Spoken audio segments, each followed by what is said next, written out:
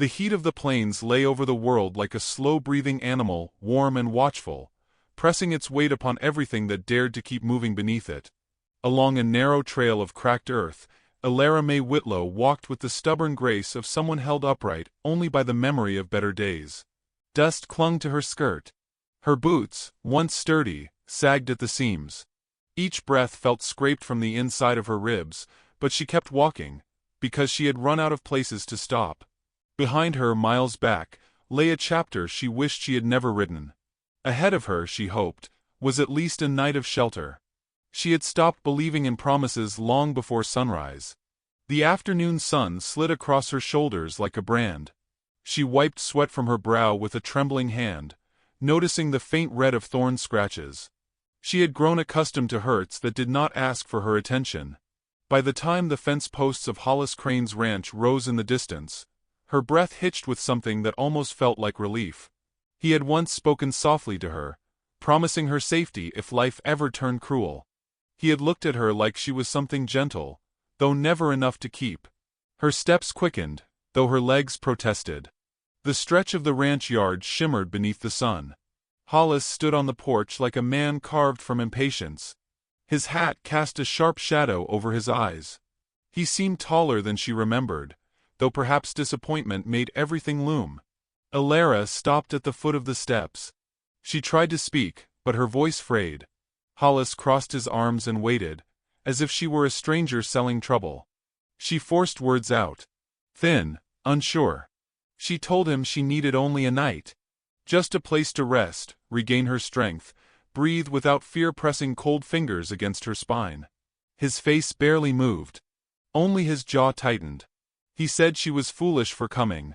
Said the world was full of people worse off than her, and he couldn't be responsible for everyone who wandered in looking for help. She said she had nowhere else to go. He said that wasn't his fault. When she stepped forward, the boards creaked, and he flinched as if her presence burned. He told her to leave before someone assumed she belonged to him. The words struck harder than the sun. She nodded, though the gesture felt like breaking. Without waiting for him to turn away, she lowered her gaze, stepped back, and walked toward the open land. She did not let her tears fall until she was far enough that they would not touch his shadow. Evening crept in like a slow-born sorrow. The heat loosened, replaced by the dry whisper of wind sliding through sagebrush. Her legs felt hollow. Her steps faltered. The sky bled into amber and rose, the colors soft enough to make her ache. She told herself she could make it through the night. She had done so before. But her body was no longer convinced. Then, through her wavering vision, she saw a glow in the distance. Not the stiff yellow of ranch lanterns. This was warmer, pulsing gently against the dusk. A fire, maybe. Someone awake. She hesitated. The plains were full of men who could crush a wandering woman like dust between their fingers. But the thought of collapsing alone felt worse. She forced her feet forward. One step. Then another. The glow grew brighter, flickering against the curve of a small ridge. When she rose over it, her breath caught. Below, near a solitary clay and wood lodge, stood a giant of a man, his back turned toward her, a fire painting bronze over the broad expanse of his bare shoulders. He stacked wood with unhurried purpose, muscles shifting like quiet thunder beneath his skin. Even from a distance, she felt the steadiness of him. Elara's heart pounded. She did not know who he was. Only that she had reached the end of what she could do alone. She stepped closer, each movement fragile. The fire crackled, revealing more of him. Long black hair braided down his spine, a scar across one shoulder, eyes dark and thoughtful when he finally turned toward her. He did not reach for a weapon. He simply looked at her, as though measuring the truth of her exhaustion. Her voice came out barely above a breath. She told him it might be her last day alive. She asked if she could stay for one night.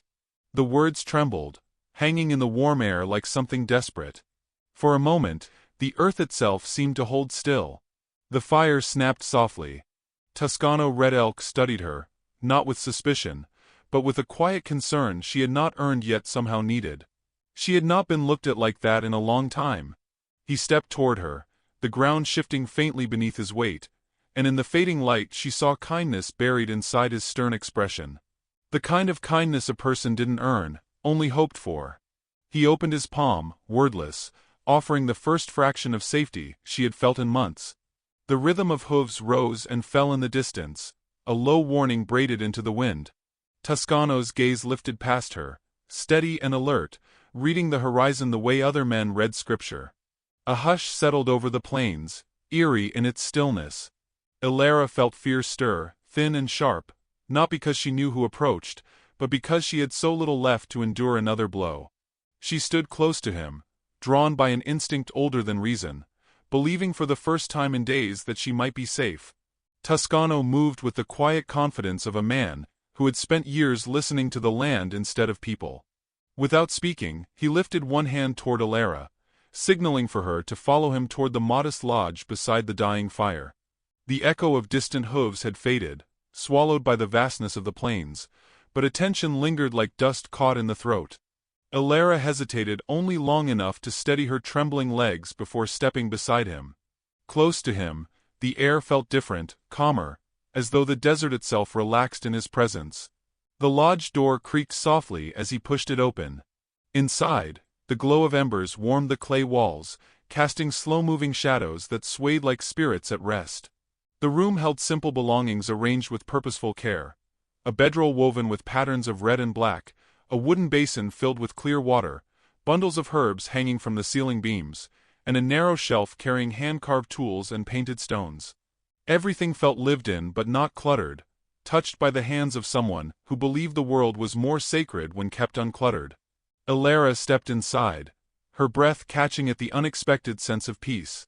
She had braced herself for the smell of sweat or gun oil, for a man's mess, but instead the space felt like a sanctuary carved from dust and discipline. Toscano entered behind her, ducking slightly to avoid brushing the ceiling with his broad shoulders. He closed the door gently, and the faint night wind's whistle softened into silence. He pointed toward the basin, then toward her hands. The gesture needed no translation. She moved cautiously, dipping her fingers into the cool water. The sensation made her sigh, a sound she had not realized she still carried inside. Dirt slipped away from her skin in small brown trails. When she finished, he handed her a folded cloth, worn but clean. She thanked him in a hushed voice. He nodded once before returning to the fire pit at the center of the lodge. He knelt beside it and began building the flames with slow, practiced movements. The sparks rose like fleeting stars, and the fire's glow revealed more of his features. His profile was carved with quiet strength, the sharp line of his jaw, the solemn curve of his mouth, the steady eyes that held storms and solace in equal measure. He was a man born of the land, but not hardened beyond compassion. Ilara sank onto a low stool near the wall. Her limbs still felt hollow, as if exhaustion lingered like smoke under her skin, but the warmth of the fire coaxed some life back into her bones. She watched him, hoping he would speak first, sensing that the wrong words might shatter the fragile calm between them. When he finally spoke, his voice was low and measured, carrying the cadence of someone who spoke only when silence had offered all it could. He told her his name, Toscano Red Elk, and paused as if making sure she felt no fear in hearing it. She repeated it softly, letting it rest on her tongue, unfamiliar but steadying. He asked only one question: whether she was being hunted. She froze, unsure how much to reveal. Instead of demanding more, he waited, allowing her to find her truth at her own pace. The patience in his eyes made her chest tighten. She told him she was not hunted, only turned away by someone she once trusted. His gaze softened, just enough to show he understood the kind of wound that left no visible mark. He reached behind him and lifted a small clay bowl from a shelf, filling it with water warmed by the fire. He handed it to her with both hands, a gesture almost ceremonial. She drank slowly, the water sliding down her dry throat like mercy. He watched her without judgment, studying her tired posture, the tremor in her fingers, the faint shadows beneath her eyes. When she finished, he sat across the fire from her, close enough for her to feel the heat radiating from his skin, but far enough to ensure she had space. He began to speak again, offering small pieces of himself, like someone placing stones in a careful circle. He spoke of the land he guarded, of a brother lost to a river swollen by spring rain, of a mother who taught him to read the silence between things. His words were unadorned yet vivid, like threads woven into the lodge walls. Alara listened, drawn in by the quiet gravity of him. She realized he spoke not to boast or impress, but to offer her the comfort of understanding who had taken her in. When he finished, she felt something shift within her, a loosening, a settling. For the first time in weeks, her breath didn't tremble on the way out. The night deepened, cooling the edges of the room. Toscano rose briefly, and retrieved a folded blanket of soft buffalo hide. He handed it to her without a word. She wrapped it around her shoulders, letting its warmth seep into her chest. He lowered himself onto a woven mat near the fire, sitting with the poise of someone trained never to drop his guard completely. Silence stretched between them, but it was not heavy. It felt like a bridge slowly forming. Alara found her thoughts drifting to the man who had rejected her earlier. The sharpness in his voice, the fear behind his lies. Shame tried to rise in her throat, but Toscano's presence kept it from swallowing her. The fire crackled softly. Outside, the plains hummed with nighttime life. She whispered that she was grateful, though the word felt too small. Toscano looked at her with a gentleness that surprised her, a silent assurance that gratitude was unnecessary. Safety, his eyes seemed to say, should never be a currency. As her eyelids grew heavy, she expected him to retreat to another part of the lodge. Instead, he remained seated upright by the fire, watching the door as though the night required guarding. She realized then that he had sensed danger earlier, sensed something she had yet to understand. The thought chilled her more than the wind outside. Her final glimpse before sleep claimed her was of Toscano, motionless as a sentinel carved from dusk, the fire painting lines of gold across his skin. And deep within that stillness, she sensed a truth forming. Whatever had followed her into the desert had not given up. And Toscano, without a word, had already decided he would stand between her and whatever came next. Morning arrived with a quiet, honey-colored light that slipped through the narrow window of the lodge and brushed gently against Alara's face. She blinked awake slowly, as if rising from a dream stitched with warmth rather than fear. Her first awareness was of the fire's soft crackling.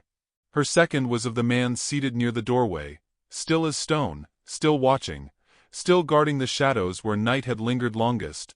Toscano's eyes shifted toward her, unreadable but softened at the edges by the gold of dawn. For a moment she forgot how to breathe. She had grown used to waking alone, to the cold press of fear waiting for her, to the feeling that the world would unravel the moment she opened her eyes. But here, the air felt different, held in place by someone who had already steadied it for her. Toscano rose without a word, his movements deliberate and unhurried. He lifted a small clay pot from the fire and poured warm water into a wooden bowl. The steam rose, scented faintly with herbs gathered from the plains. He set the bowl before her and stepped back to give her space. She washed her face and hands, letting the warmth chase away the last shadows of sleep. When she looked up, he was watching her, not with interest but with awareness, as though he could sense the things she didn't say. He motioned for her to follow him outside. She wrapped the buffalo hide blanket around her shoulders and stepped into the morning. The world glowed with the soft clarity that comes only in the earliest hours.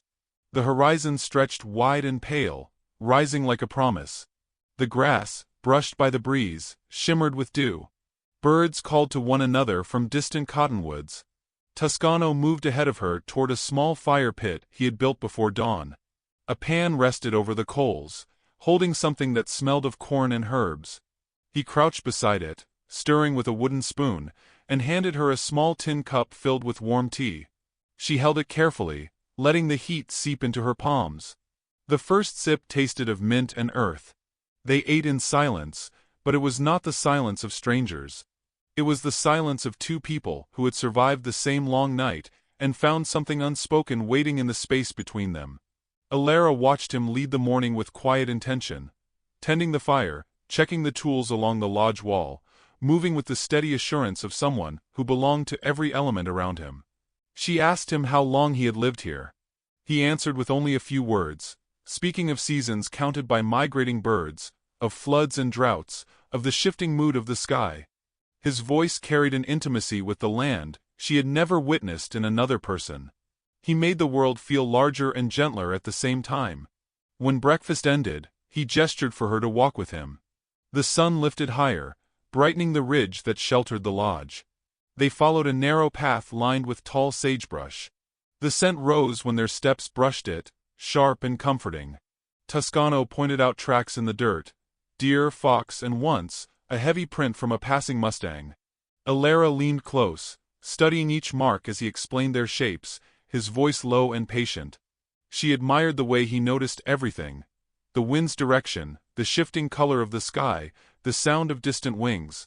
She realized that this attentiveness was not for show. It was how he survived, how he respected the land that sustained him. She felt a pang of envy mixed with admiration. She had spent so much of her life trying to escape things that followed her that she forgot the world could offer her anything worth staying for. As they reached a rocky outcrop, her foot slipped. Toscano reached out instinctively, his hand steadying her elbow before she fell. Their eyes met, and for a moment the world tunneled into that single connection. The heat of his touch, the concern in his gaze, the quiet acknowledgement of how fragile exhaustion had made her. She whispered a thank you. He released her gently, as though afraid he might bruise the air around her. They sat on the ridge, looking out over the plain. Alara spoke softly about the life she had come from. The farm that never felt like home, the people who mistook her quiet strength for meekness, the promises made by men who wanted company but not responsibility. She did not mention Hollis by name, but the shape of him lingered between her words. Toscano listened without interrupting. He listened the way the earth listens to rainfall, absorbing everything without demanding to know more than she could give. When she fell silent, he told her a story from his childhood, of learning to track shadows before he could track animal paths. He spoke of his brother again, describing him with a tenderness that revealed the depth of the loss. Alara felt the ache of it settle around them. It made his quiet strength all the more human. They returned to the lodge slowly, the sunlight warming their backs. As they reached the doorway, a distant rumble carried across the plains, faint but familiar enough to stiffen Toscano's posture. He scanned the horizon, the way a hawk scans the ground for the subtle shift of prey. Alara followed his gaze, but saw only heat rising from the earth. She stepped inside as he lingered near the door. She sensed unease in him, a ripple beneath the calm surface he usually carried like a second skin. When he finally entered, he kept his eyes on the window, his jaw tight. She opened her mouth to ask what he sensed but bit back the words. She trusted his silence more than she trusted most men's explanations. As the afternoon lengthened, Toscano busied himself with tasks around the lodge. Alara offered to help, and he accepted with a small nod. Together they gathered firewood, sorted herbs, and cleaned tools dulled by dust. Working beside him felt strangely grounding. He corrected her grip on a carving tool once, placing his hand over hers to adjust the angle. The touch was brief, practical, but something warm lingered beneath her skin long after he stepped away. The sun dipped lower, painting the lodge in amber light. Alara felt a gentle ease begin to settle between them, a sense of safety that felt new and terrifying in its softness. She breathed it in, letting the warmth reach places inside her that had been cold for too long. But just as the peace deepened, a shadow cut across the final edge of daylight. A rider appeared in the distance, silhouette sharp against the horizon, moving slowly but with purpose. Toscano stepped outside, his breath stilling. Alara moved beside him, her pulse tightening. It was only one rider now, but she sensed the promise of more. And in the rider's posture, in the deliberate slowness of the approach, she recognized something she had hoped never to see again: the shape of a past that refused to stay behind her. The rider approached with the slow certainty of someone who believed the land belonged to him. Dust curled behind the horse like a muted storm, and Alara felt her stomach twist with an old, unwelcome familiarity. Even before she could see his face clearly, she knew the posture, the tilt of his shoulders, the smug lift of his chin. Hollis Crane had found her. The past, ugly, unfinished, uninvited, had come riding back into her life. Toscano didn't move at first. He stood anchored to the earth, his arms loose at his sides, but tension rolled through him like a warning hidden behind calm breath. Alara felt it in the air, a shift she couldn't name but trusted instinctively. The closer the rider came, the more the plains seemed to shrink around them, drawing all sound into a thin hum. Hollis pulled his horse to a stop several paces away. He looked down at Alara with an expression that mixed triumph with irritation, as though her escape had been an inconvenience. He pretended not to notice Toscano at first, as if the giant Apache were merely a shadow hanging at her side. When Hollis spoke, his voice carried the polished arrogance she remembered too well, a voice that twisted kindness into control. He said she shouldn't have run. He said rumors about her had already started spreading, and staying hidden with strangers would make them worse. Alara felt the words like cold fingers on her spine.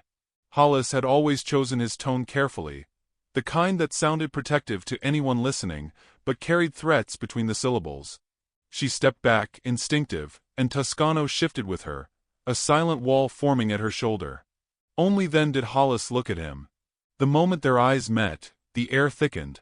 Toscano's stillness became sharper, more precise, as if the world expected him to strike without warning. But he remained rooted, neither threatening nor retreating, his voice steady when he finally spoke. He told Hollis that the woman was under his protection. Nothing more, nothing less. No warnings, no bravado, just truth spoken like stone. Hollis laughed, but the sound was thin. He slid off his horse and stepped closer to Alara, ignoring Toscano in the way a man ignores a storm cloud he hasn't yet realized is gathering. He reached for her arm, fingers closing around her wrist before she could react. The touch burned with old power, old fear. She tried to pull away, but his grip tightened. Toscano moved. There was no sound, no snarl, no burst of anger, only a shift in the air, like thunder preparing itself. In a single step he closed the space between them, and placed his hand on Hollis's wrist. It was not forceful. It was not violent. It was simply unyielding, raw strength wrapped in measured restraint. Hollis's eyes widened as his fingers loosened against his will. Alara stumbled back, free again. She realized she was shaking, not from Hollis's touch but from the quiet certainty in Toscano's. Hollis jerked his arm away and back toward his horse, looking between them with a mixture of outrage and fear he couldn't disguise. He accused her of hiding behind savages. He accused her of lying to him, of making him look foolish, of forcing him to chase her, when she should have stayed where she belonged. Toscano stepped slightly in front of her, his presence turning Hollis's words into empty noise. The insult hung in the air, sharp as a knife, but Toscano didn't react. His voice remained low, steady. He told Hollis to leave. Something in Hollis cracked then, not bravery but pride. He spat at the ground, glared at Alara with an anger that promised more trouble, then hauled himself onto his horse and rode off. His figure grew smaller across the plains, until he became nothing but a speck swallowed by the horizon. Alara's knees weakened beneath the weight of everything she had held for too long. She lowered herself onto a fallen log by the lodge and tried to breathe. Toscano stood near her, hands at his sides, breathing the same wind, offering wordless steadiness. For a moment she felt the urge to say everything, every bruise pride had given her, every loneliness she had carried, but the words tangled somewhere between her ribs. He crouched beside her, studying her face. She felt seen in a way unfamiliar and frightening, like he could read every thread of fear she had woven into herself. He didn't ask what Hollis meant to her, didn't demand explanations or confessions. Instead, he asked if she wanted water. The simplicity of the question made her inhale sharply. Care didn't need questions. It needed presence. She nodded. He fetched a flask from inside the lodge and handed it to her. Her hands shook as she drank, but the water steadied her breath. She looked at him, watching the way the sun cut lines of gold across his shoulders, the way his jaw tightened when she winced. He had stepped into danger for her without hesitation. No man had ever done that, not without expecting something in return. As the afternoon stretched on, she and Toscano worked in silence around the lodge, though the air between them had shifted. It had taken a new shape, soft but charged, like a horizon right before lightning touches the ground. She could feel him close even when he wasn't near. When they gathered herbs, his hand brushed hers once, accidental, but enough to make her breath stutter. He pulled back immediately, as though afraid of crossing a line she had not drawn. Near sunset, they walked to Rosa Delgado's supply shack to trade for flour. Rosa, with her warm eyes and blunt voice, took one look at Alara, and demanded to know why Hollis had come pounding through town earlier looking for a woman who didn't want to be found. Alara stiffened. Toscano stood behind her, silent but present, a shield no one dared challenge. Rosa nodded, understanding without details, and placed extra bread in Alara's basket without asking for payment. When they left the shack, the sky was bruised with purple clouds. Alara felt the weight of the day pressing down on her, but beneath it bloomed something unexpected, an emotion quieter than gratitude but deeper than relief. Safety wrapped in admiration. Admiration wrapped in danger. As they approached the lodge again, Toscano paused. He looked toward the east, where the light dimmed too quickly, where dust rose in slow curls as though the earth exhaled unease. His expression hardened, not with fear but with readiness. Alara followed his gaze and felt a tremor of dread. Another rider appeared on the horizon. And this time, it wasn't Hollis Crane. The second rider slowed as he neared the lodge, his silhouette dark and lean against the dimming sky. Alara felt her breath thin, but Toscano's stance remained steady, unshaken by whatever the horizon carried toward them. The rider stopped several paces away, lifted a hand, and introduced himself in a weary voice as Marshal Brigham Ward. His hat was dust-stained, his horse sweat-flecked, and his expression carried the bone-deep fatigue of a man who had ridden too far in too short a time. He wasn't chasing her. He was chasing the trouble Hollis had stirred. He spoke of lies spreading through town, tales claiming Alara had stolen supplies and manipulated decent men. Toscano's jaw tightened at the accusation, not because he believed it, but because someone had dared tie her name to deceit. The marshal assured them he wasn't there to drag Alara anywhere. He only wanted to warn them that Hollis wasn't finished and would return with more men before long. Then he tipped his hat and rode off, leaving the plains humming with the promise of an approaching storm. As his figure disappeared, the air loosened, though not completely. Toscano watched the horizon long after the marshal vanished. Alara stood beside him, her pulse unsteady, wishing she could offer him some reassurance of her own. Instead, he turned toward the lodge and motioned for her to enter, his silence heavy with thoughts he wasn't yet sharing. When the door shut behind them, the world softened briefly, sheltered by the low roof and the warm glow of the fire. She removed her shawl, fingers trembling slightly, and set it on the stool near the wall. Toscano remained standing near the fire pit, his hands pressed to the worn edges of a wooden table, his breath slow but burdened. She approached him cautiously, the quiet between them both fragile and magnetic. She asked if he believed what the marshal had said.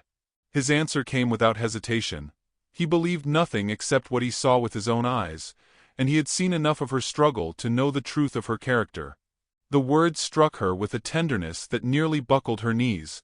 She stepped closer, drawn by a warmth she no longer wished to deny. He looked at her then, truly looked, and for the first time allowed the restraint in his gaze to falter. For a single heartbeat she felt unguarded, as though he could read the entire length of her hurt and still not step away.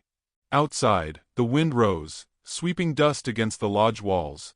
The sky rumbled low, not with thunder, but with the restless lungs of the approaching night. Toscano stepped past her to secure the shutters, and when he returned, he stood closer than before. The fire cast shifting patterns across his bare shoulders, tracing the scars and strengths carved into him by years she could only imagine. She whispered that staying would put him in danger. He said danger had never mattered where truth was at stake. She opened her mouth to protest, but he shook his head quietly, and the disagreement died in her throat. The storm outside deepened. The temperature dropped. The fire flickered as if pulled by the force of the wind. Toscano gestured for her to sit near him. She obeyed, lowering herself onto a woven mat beside the fire. He joined her, knees bent, posture relaxed but ready. She could feel the heat radiate from him, feel the subtle tremor of breath he tried to still. She realized he had carried the weight of protecting her from the moment she first stepped into the glow of his fire, long before he ever understood why. She told him she didn't want to leave. The words surprised her as they left her lips, gentle but unwavering. They hovered between them like a fragile truth waiting to land. His eyes softened, then darkened with something deeper, heavier, a confession rising beneath the surface. He leaned slightly toward her, not enough to touch, but enough that she felt the gravity of him pulling at her unguarded places. He spoke with the care of a man afraid of breaking something precious. He said he had tried to remain stone for her sake, tried to offer only shelter, only safety, only distance. But he could no longer pretend the stillness in his chest was anything but longing. She felt her breath catch, heard the rush of her pulse in her ears as he continued, voice low and steady. He said her courage had undone him. Her quiet strength had cracked open the armor he wore, and if she chose to stay, he would never again let the world turn her away. The fire dimmed, casting shadows that danced around them, shadows that made the moment feel carved from something older than time. Elara reached out, fingers trembling, and placed her hand over his. His breath hitched, the first unguarded sound she had ever heard from him. He closed his hand around hers, warm and sure, as though sealing a vow neither had spoken aloud. The world outside roared with wind, but inside the lodge, stillness grew bold. She leaned closer, until her forehead nearly brushed his. His breath warmed her skin, and for an instant they shared a silence so thick it felt like the earth beneath them was holding its breath. Then he whispered her name, not in possession, not in demand, but in reverence, as though he were finally allowing himself the truth he had fought to contain.